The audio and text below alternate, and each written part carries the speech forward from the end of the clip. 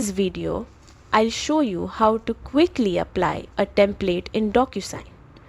Don't forget to like and subscribe for more simple tech guides. First, head over to the DocuSign website and log into your account. Once inside, navigate to the Agreement section from the top menu. This is where all your documents and templates live. Now, click on the Start Now button on the left side.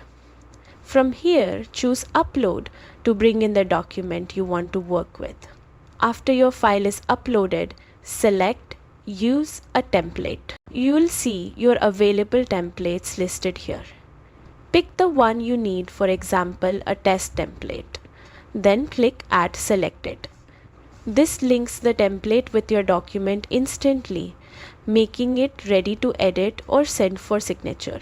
And that's it. You've successfully applied a template in DocuSign. Simple, fast, and efficient. Make sure to like this video and subscribe for more DocuSign tutorials.